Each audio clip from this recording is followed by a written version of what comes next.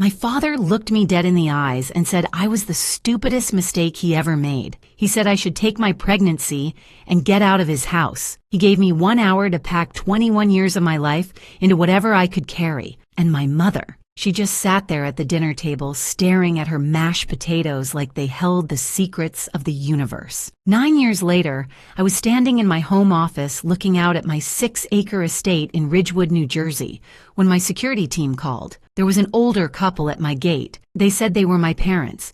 And for the first time in almost a decade, I smiled thinking about Gerald and Constance Hall. Because the stupid mistake they threw away, she was about to decide if they were even worth a conversation. My name is Phoenix Hall. I was 21 years old when my world collapsed, and I need to tell you how I built a new one from the wreckage. Growing up in Ridgewood, I was never the daughter my father wanted. Gerald Hall owned a mid-sized construction company, and from the moment I was born, he made his disappointment clear. He wanted a son. He got me instead, so he decided to pretend the difference didn't exist. While other girls my age were learning to braid hair and pick out prom dresses, I was learning to change tires in our garage, spending summers hauling materials at his construction sites, and playing softball even though I secretly wanted to take dance classes. My father had a plan for me, you see. I was going to be the son he never had. I was going to take over Hall Construction and continue his legacy. The fact that I was a girl was just an inconvenience he chose to ignore. I got pretty good at ignoring it, too. I learned to swallow my feelings, to perform, to achieve. I studied business at Rutgers because that's what he expected. I got straight A's because anything less meant a lecture about wasted potential. I became a perfectionist, always chasing approval that never quite came. Looking back, I realize I could rebuild a carburetor with my eyes closed, but I still can't French braid to save my life. Some education, right? My mother, Constance, was a different kind of problem. She wasn't cruel. She was just absent in every way that mattered. She floated through our house like a ghost, never disagreeing with my father, never standing up for me, never making a single wave. I used to think she was weak. Later, I realized she had simply made her choice a long time ago, and that choice was comfort over courage. If someone had told me back then that in just 8 months I would lose everything, my family, my future, and the man I thought loved me, all in the same 24 hours, I would have laughed. But life has a cruel sense of timing, and mine was about to run out. Then I met Tyler Webb. Looking back now, I should have known that any man whose smile could convince you the sky was green was probably lying about the color of everything else too. But I was 21 and desperate to be loved by someone who actually saw me as a woman. So when this handsome 24-year-old pharmaceutical sales rep started talking about our future like it was already written in the stars, I believed every single word. Marriage, kids, a house with a white picket fence. After 21 years of being told I wasn't enough, here was someone who made me feel like I was everything. I fell hard. The kind of fall where you don't even realize you've left the ground until you're already plummeting toward concrete. 8 months into our relationship, I found out I was pregnant. Terrified doesn't begin to cover what I felt. But Tyler seemed happy. He talked about baby names, about nursery colors, about teaching our kid to ride a bike. I let myself believe him. I let myself hope. That was my first mistake. Tyler started getting distant. Busy with work, he said. Traveling more, he said. I pushed down my worries because I needed the fairy tale to be real. I needed something in my life to not be a disappointment. My second mistake was telling my parents. I planned to announce my pregnancy at Sunday dinner. Tyler was supposed to be there with me, but he canceled last minute. Work emergency, he claimed, so I sat alone across from Gerald and Constance Hall, pushed my food around my plate, and finally said the words that would change everything. My hands went ice cold under the table. I could feel my heartbeat in my throat, pounding so loud I was certain they could hear it across the dining room. My father's face went through several stages. Confusion first, then disbelief, then something cold and hard settled into his features, something I had never seen before in 21 years. My mother just froze, her fork halfway to her mouth, a statue in pearls and silence. Gerald didn't yell at first. That would have been easier. Instead, he spoke in this quiet, controlled voice that was somehow worse than any scream. He talked about his plans for me, about how I was supposed to take over the company, about how an unmarried pregnant daughter would destroy his reputation in the business community, about how he had spent 21 years trying to mold me into something useful, and this was how I repaid him. Then the quiet broke. He stood up so fast his chair fell backward and crashed against the hardwood floor. The sound made me flinch like a gunshot, and then he said words that I will carry with me until the day I die. He said I was just a stupid mistake from his past. He said he should have tried again for a son instead of wasting his time on me. He told me to take my pregnancy and get out of his house. I looked at my mother, begged her with my eyes to say something, anything, to defend me just this once. She stared at her mashed potatoes like they were the most fascinating thing she had ever seen. Gerald gave me 1 hour. I packed 2 suitcases with shaking hands. 21 years of existence crammed into whatever would fit. My mother didn't come to my room, didn't offer help, didn't say goodbye. I could hear the television turn on downstairs, some game show with cheerful music, while I erased myself from my childhood home. I walked out the front door, and I never looked back. In my car, I called Tyler. No answer. I called again. Voicemail. I sent a text with trembling fingers telling him my father had kicked me out, telling him I needed him. 3 hours I waited for a response. 3 hours of sitting in a dark parking lot, watching my phone screen like it held my entire future, praying for the fairy tale to survive just a little longer. Then his message came through, and whatever was left of my naive little heart shattered into pieces so small I wasn't sure I'd ever find them all. Before we continue, if you're enjoying this story, please hit that subscribe button and tell me in the comments where you're watching from and what time it is there. I see every single comment, and they mean the world to me. Thank you so much for your support. Now, where were we, right? Tyler's message, 6 words. That's all he gave me. After 8 months, after all those promises, after talking about our future and our baby and forever, 6 words on a glowing screen in a dark parking lot. He said he couldn't do this. He said he was sorry. He told me not to contact him again. I didn't listen. Of course I didn't. I called him probably 40 times that night. Every call went straight to voicemail until eventually the number just stopped connecting at all. He had blocked me. The man who talked about our children's names had blocked me like I was a telemarketer. The next morning, I drove to his apartment. I needed answers. I needed to look him in the eye and understand how someone could transform from Prince Charming into a ghost overnight. A woman answered the door. She was pretty, put together, wearing an engagement ring that caught the morning light like a tiny disco ball of betrayal. Her name was Lauren, and she had been engaged to Tyler Webb for 2 years. 2 years. While Tyler was whispering promises in my ear, he was going home to a fiancé who had no idea I existed. I was the other woman in a story I didn't even know I was part of. The morning sickness I'd been fighting suddenly had nothing to do with pregnancy. Lauren and I just stared at each other for a moment.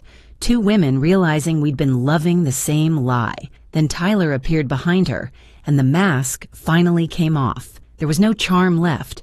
No warmth. He looked at me like I was an inconvenience, a mess he needed to clean up. He told me to handle my problem and shut the door in my face. I should have seen the signs. The man took work trips to supposedly exotic locations, but never came back with a tan or a single photograph. I used to think he was just private. Turns out, he was just a professional liar with a frequent flyer account. So there I was. 21 years old, pregnant, disowned, and dumped in the span of 24 hours. I had $847 in my savings account. My father had already called every relative we had, poisoning the well before I could even reach out. My aunt tried to send me money secretly, but Gerald found out and threatened to cut her off completely. Even my mother managed to sneak $500 to me through a cousin, but when my father discovered it, he took away all her credit cards as punishment. I found a room in a boarding house in Newark.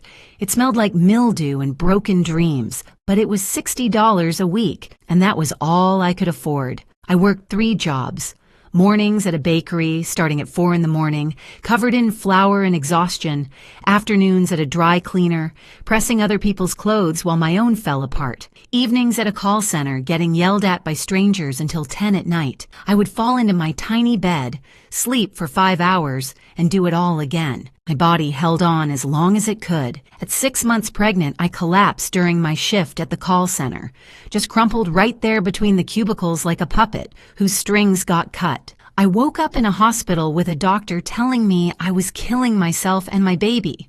He said I had to slow down or I would lose her. I quit 2 of my jobs. I had no choice. I survived on one income, food stamps, and a level of anxiety that probably should have had its own zip code. My daughter was born in April. I named her Iris, after the flower and the goddess of rainbows, because she was the only color left in my gray world. She came into this life in a delivery room with no family waiting outside, no father pacing the halls, no grandparents eager to hold her.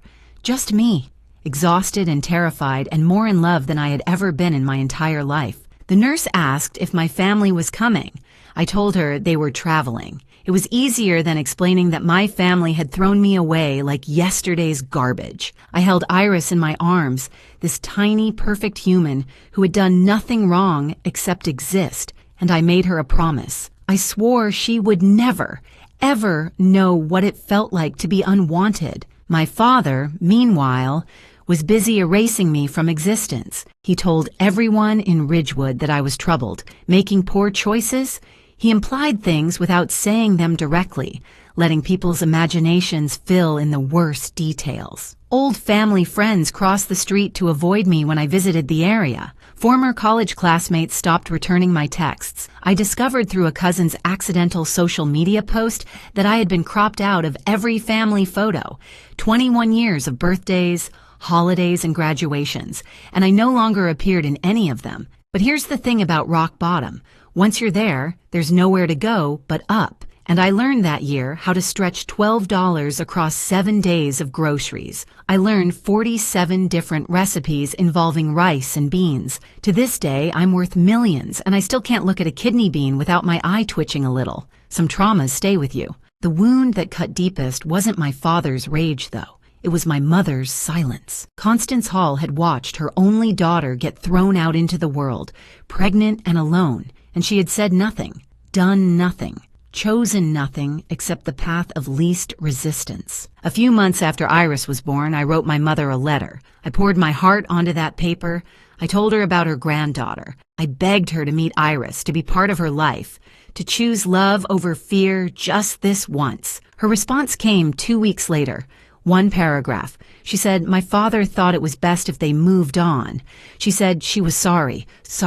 That single word, so small and weak and useless. It was worse than silence. At least silence didn't pretend to care. On Iris's first birthday, I threw her a party in our tiny apartment. Just the 2 of us, a cake from the discount rack at the grocery store with a dent in the frosting, and a single balloon I found on sale. I was exhausted, broke, eating cake that tasted like survival and pretending it was sweet. But my daughter smiled at me.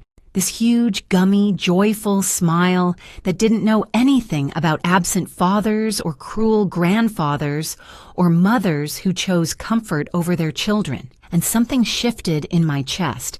I realized I had 2 choices. I could spend the rest of my life drowning in resentment, replaying my father's words, letting Gerald Hall live rent-free in my head forever. Or I could build something so big, so successful, so undeniably mine, that his opinion would become irrelevant. I've never been good at drowning. The turning point came from an unexpected source, a tough, widowed, 68-year-old woman named Miriam Castellanos, who ran a struggling property management company and had 0 patience for excuses. I got an entry-level job at her firm when Iris was about 18 months old, filing paperwork, answering phones, making coffee that Miriam always complained was too weak. But Miriam noticed things. She noticed I stayed late without being asked. She noticed I caught errors in contracts that had slipped past everyone else. She noticed I had the kind of hunger that comes from having nothing and everything to prove. One day she called me into her office and asked me what I wanted to do with my life.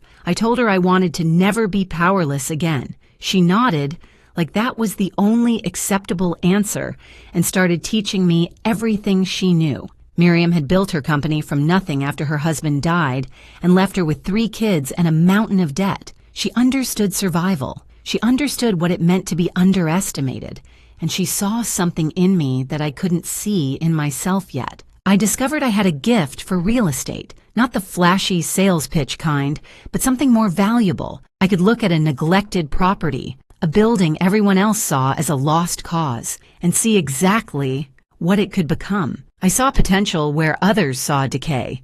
It was like my superpower, except instead of a cape, I wore sensible flats and determination. My first successful negotiation, if you can call it that, was convincing my landlord not to evict me by offering to personally fix the building's broken mailboxes. I spent an entire weekend with a screwdriver, a YouTube tutorial, and more curse words than I'm proud of. But when I finished, I realized something important. I could sell anything to anyone if I believed in the value I was offering. That busted mailbox situation was my business school. I got my real estate license while working full-time and raising Iris alone. I studied at 2 a.m, textbooks spread across my kitchen table, my daughter sleeping in the next room. I drank enough coffee to fuel a small spacecraft. I failed my first practice exam and cried in the bathroom for 20 minutes. Then I dried my eyes and studied harder. When I passed that licensing exam, I held the certificate in my hands and sobbed. Not sad tears, survivor tears, the kind that come when you realize you might actually make it after all. My first sale was a tiny condo that had been sitting on the market for 8 months. Nobody wanted it. The location was weird, the layout was awkward, and it smelled vaguely of cats and regret. I staged it myself with furniture from thrift stores and tricks I learned from home improvement shows. I baked cookies before every showing because I read somewhere that the smell makes people feel at home. It was probably manipulation, but it was also delicious manipulation. That condo sold in 3 weeks. My commission was $3,200, more money than I had seen in 2 years of struggling. I remember depositing that check and just staring at my bank balance, watching the numbers change, feeling something I hadn't felt since before my father's words destroyed everything. I felt hope. Miriam promoted me, gave me more listings, started treating me less like an employee and more like a protege. I learned the business inside and out, absorbing everything she taught me like a sponge that had been thirsty for decades. When Iris was 3 years old, she asked me why we didn't have a backyard. She had seen one on a television show, and she wanted to know why our apartment building only had a parking lot. I knelt down to her level and made her a promise. I told her someday we would have the biggest backyard in all of New Jersey. She drew me a picture that night, a house, way too big, with a yard that took up most of the page, and 2 stick figures holding hands, me and her. I put that drawing in my wallet, and I have carried it every single day since. But success doesn't come without setbacks. I struggled constantly with a voice in my head that sounded exactly like my father. Every time I reached for something bigger, that voice told me I was just a stupid mistake. Every time I doubted myself, Gerald Hall's words echoed through my thoughts like a curse I couldn't break. Miriam noticed. She sat me down one afternoon and shared her own story of being dismissed and doubted. Her husband's family had told her she would fail. Business associates had laughed at her. Banks had refused to give her loans because she was a woman alone. She looked me dead in the eyes and said something I have never forgotten. She told me the best revenge isn't proving them wrong. The best revenge is forgetting they exist while you build your kingdom. Around this time, Tyler decided to resurface. Because of course he did.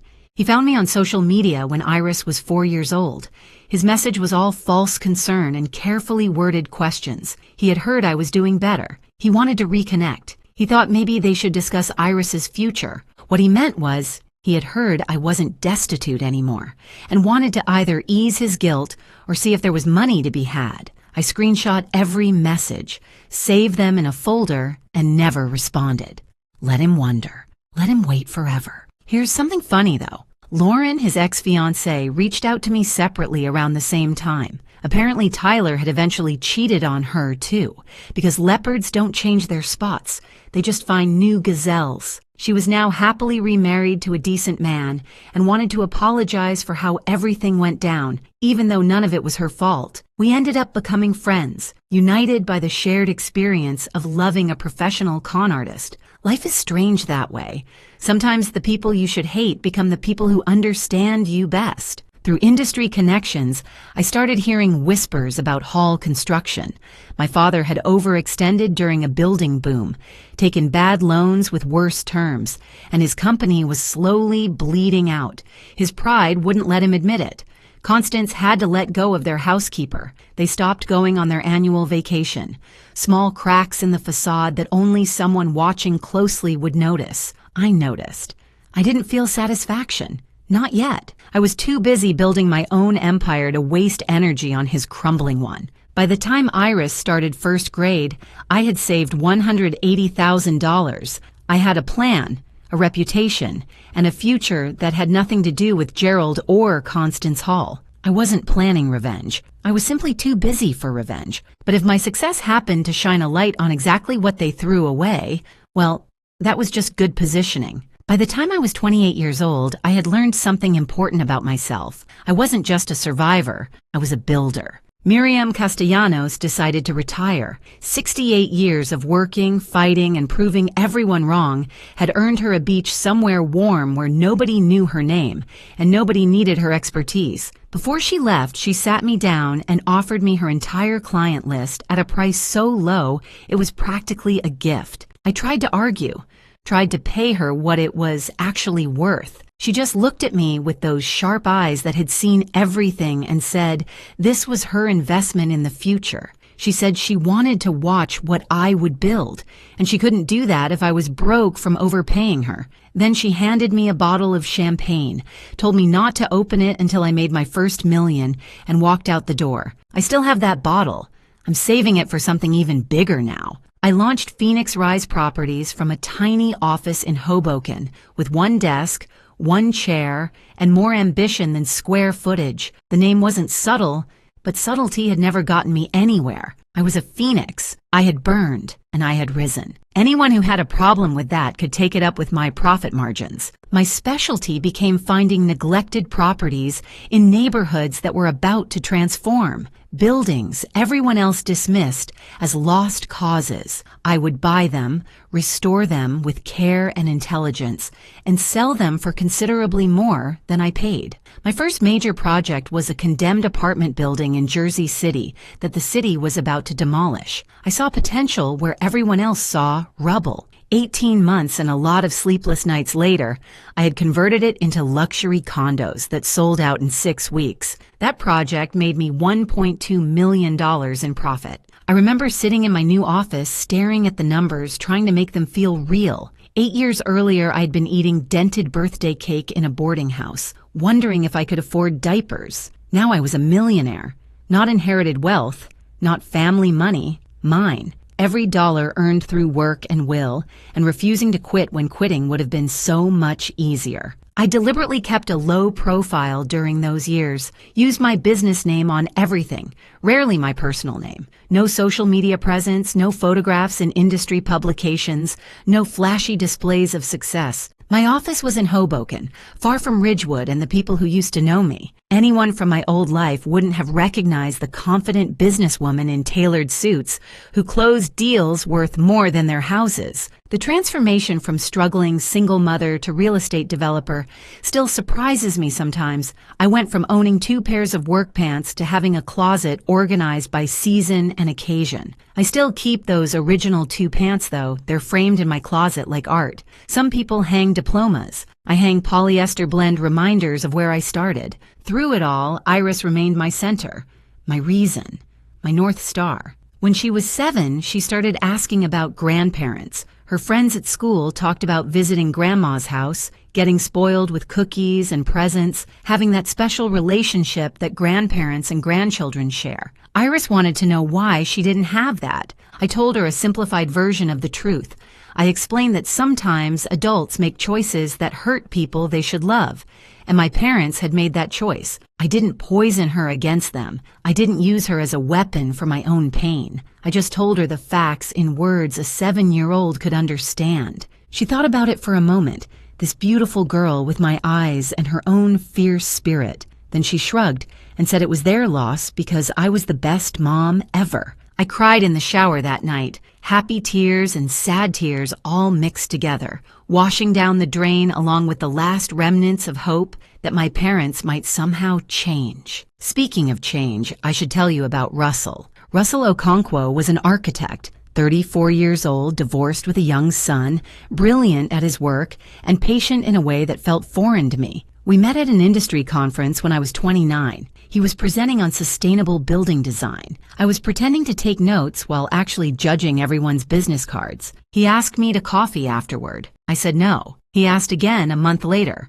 I said no again. The third time, 6 months after that, I finally said yes, mostly because his persistence had become impressive enough to reward. Here's the thing about Tyler Webb. He didn't just break my heart. He broke my ability to trust. For years after him, I couldn't look at a man's kindness without searching for the hidden agenda. Every compliment felt like the opening move in a con. Every promise sounded like a lie waiting to reveal itself. I had built walls so high around my heart that I wasn't sure anyone could scale them. Russell didn't try to scale them. He just showed up consistently, respected my boundaries, and proved through actions instead of words that he was exactly who he appeared to be. It took years.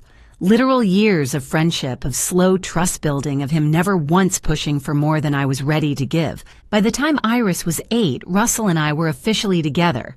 He had earned that place in my life the hard way, which is the only way that matters. Meanwhile, I kept tabs on Hall Construction through public records and industry gossip. Not obsessively, just occasionally. Enough to know that my father's empire was crumbling while mine grew. Gerald had lost 2 major contracts to competitors who were younger, hungrier, and more adaptable. He had taken a second mortgage on my childhood home, the house he had kicked me out of with such righteous fury.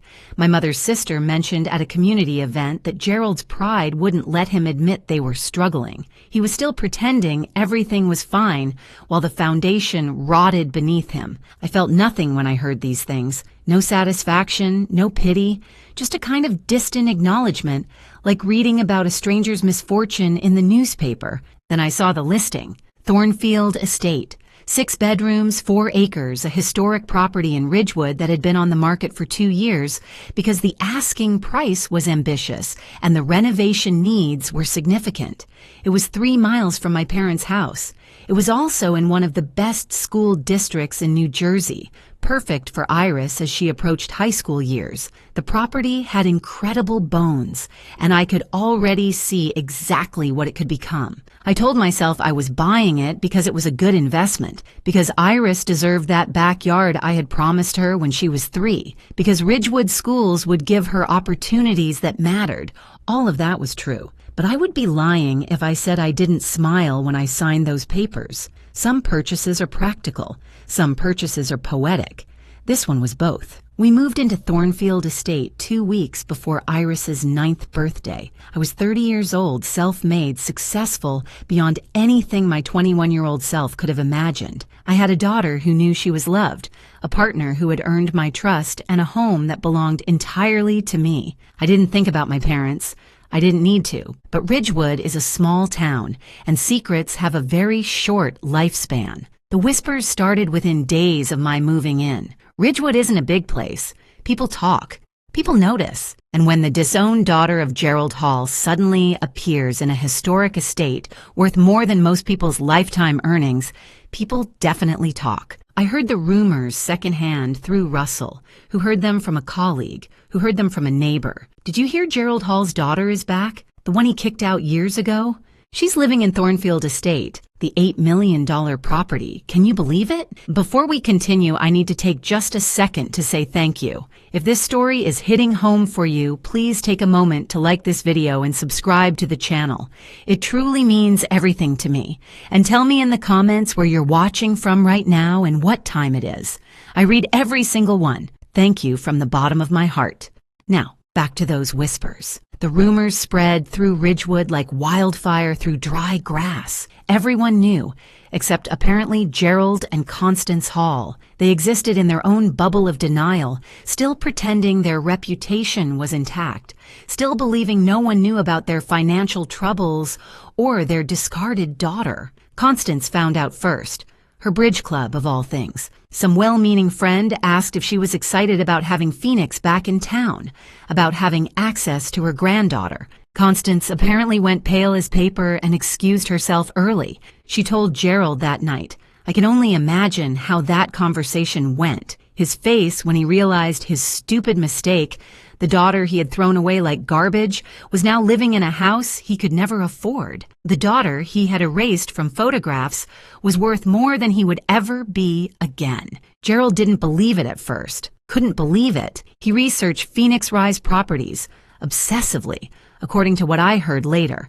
Found the portfolio, the awards, the industry recognition, found photographs of me at conferences, shaking hands with mayors and developers, looking nothing like the crying girl he had given 1 hour to pack her life. I imagine his face went through several stages during that research: confusion, denial, recognition, and finally, something he probably hadn't felt in years: desperation. It was a Saturday morning when the call came. I was in my home office reviewing plans for a new development project, drinking coffee and enjoying the quiet. Iris was playing in the garden with Russell's son, their laughter floating through the open window like music. My security team called, very professional, very neutral. They informed me there was an older couple at the main gate. The couple claimed to be my parents and requested entry to the property. My heart stopped. Then it started again, faster than before. I looked out the window at Iris, my daughter, happy and innocent, unaware that the people who had rejected her before she was even born were currently standing at our gate, waiting to be let in. I told security to inform them I would be there shortly. Then I made them wait.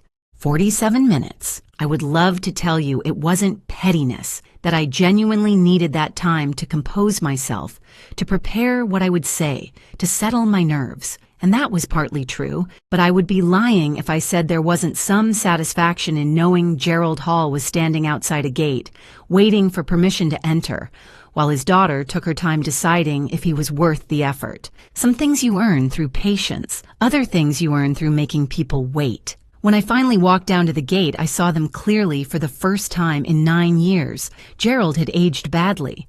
The stress of financial ruin was written across his face in deep lines and gray skin. He had lost weight, but not in a healthy way, in the way that comes from worry eating you alive from the inside. Constance stood slightly behind him, smaller and frailer than I remembered, her eyes red like she had been crying recently. Gerald tried to smile when he saw me. It was the most pathetic thing I have ever witnessed in my life. This man who had screamed at me, who had called me a stupid mistake, who had given me 60 minutes to erase myself from his existence, was now attempting to look warm and fatherly. The performance was so bad it would have been funny if it wasn't so tragic. He started talking immediately, didn't even wait for me to speak.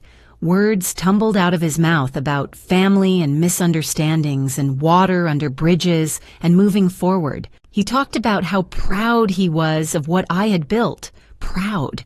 The man who told me I was worthless was now claiming pride in my success. Constance said nothing. She just stared at the estate behind me, at the gardens, at the evidence of the life her daughter had built, without any help from her. I wondered what she was thinking. I wondered if she felt regret or just envy. I let Gerald finish his speech. It took a while. He had clearly rehearsed it, though not well enough to make it convincing. When he finally stopped talking, I spoke for the first time. I didn't yell. I had imagined this moment for years, and in my imagination, I always yelled, screamed all the pain and anger and hurt that had been festering inside me, but standing there, looking at this diminished man who used to terrify me, I felt something unexpected, calm. I told him that he had called me a stupid mistake, that he had told me I was nothing, that he had erased me from family photographs like I had never existed. I reminded Constance that she had written me a letter choosing his comfort over her own grandchild, that her sorry was not enough then and would never be enough now. Gerald's facade cracked. He admitted the company was bankrupt. They were about to lose the house. Everything he had built was gone, and he needed help. He actually said those words to me. He said I had to help them because they were my parents. I almost laughed. Almost. Because here was the man who had refused to be my father when I needed him, demanding that I be his daughter now that he needed me. He finally saw me as capable, but only because he needed my checkbook. Better late than never, some people might say. Number. Some things are simply too late. I looked at my father for a long moment, really looked at him. This man who had shaped my entire childhood with his disappointment and demands, who had made me feel like a failure simply for being born the wrong gender, who had thrown me away when I needed him most and expected me to crawl back when he needed me. Then I looked at my mother, the woman who had chosen silence over love, who had watched her only daughter get discarded and done nothing, who had written sorry in a letter like that single word could bandage a wound that went bone deep. And I smiled, not with cruelty, not with vengeance, not with the satisfaction of watching them suffer. I smiled because I realized, standing there in front of my beautiful home with my daughter's laughter in the background, that I didn't need anything from them anymore. Not their approval, not their regret, not even their acknowledgement of how wrong they had been. I was free. I told Gerald I wasn't going to help him, not because I wanted him to suffer, but because I didn't owe him anything. He had made that clear 9 years ago when he gave me 1 hour to pack my life into suitcases. The debt between us was settled the moment I walked out his door. I told him I had a daughter who had never known what it felt like to be unwanted. That was my legacy, not saving people who threw me away when I was at my lowest. Then I turned to Constance specifically. I told her she could have left him. She could have chosen me. She could have been a mother when it mattered. She didn't. That was her right. Her choice to make, and this was mine. Gerald tried anger first, raised his voice, talked about everything he had done for me growing up, tried to make me feel guilty. It bounced off me like rain off glass. His anger had no power anymore. Then he tried guilt, reminded me they were old, that they had nowhere to go, that I was their only child. I felt nothing. The guilt he was trying to summon had been burned out of me years ago. Finally, he tried something that looked almost like genuine remorse. His voice cracked. His eyes got wet. He said he was sorry, that he had been wrong, that he had made the biggest mistake of his life. Too little. 9 years too late. I told him I hoped he found peace, but he wouldn't find it here. Not at my gate, not in my home, not in my life. Constance spoke for the first time since they had arrived. Her voice was small, barely above a whisper. She asked if she could at least see Iris. Just once, just to see her granddaughter. For one moment, my heart wavered. This was my mother, the woman who had braided my hair when I was little, before Gerald decided that was too feminine. The woman who had snuck me $500 through a cousin when I had nothing. Then I remembered the letter. I remembered sorry. I remembered the years of silence, the years of choosing him over me. The years of letting me struggle alone, while she preserved her comfortable life. I told her Iris didn't know she existed, and I said keeping it that way was the kindest thing I could give my daughter. Constance's face crumpled. Gerald put his arm around her, still trying to maintain some dignity, still playing the role of protective husband, even though he had protected nothing. They left, slowly, like they were hoping I would change my mind. I watched them walk back to their car. A vehicle that was older than it should have been, showing the kind of wear that comes from deferred maintenance and stretched budgets. They drove away. I stood at my gate until their car disappeared around the corner, and I felt lighter with every inch of distance between us. Iris came running up a few minutes later, Russell's son chasing behind her.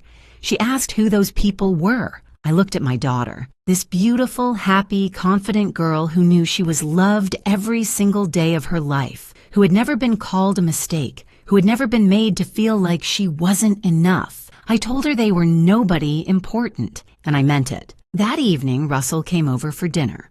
We sat in the garden watching the kids play, eating food that I had actually paid someone else to cook because I could afford that now, because I had built something from nothing, and I was allowed to enjoy it. Iris showed Russell her latest drawing, our family, our house, our big backyard with trees and flowers and a swing set, 3 figures holding hands, plus Russell's son beside them. A family that had nothing to do with blood and everything to do with choice. I looked at my life, at the daughter I had raised alone through the hardest years, at the man who had earned my trust through patience and consistency, at the home that belonged entirely to me, paid for with money I had made, through my own intelligence and effort. Not a single piece of it came from Gerald or Constance Hall, and that's exactly the way it should be. Those who throw away their children don't get to claim their success. I rose from the ashes because I had to. My parents never even tried to strike the match. Thank you so much for watching. More of my most gripping stories are already on your screen. Click one now and don't miss the best part. You will love it. See you in the next story.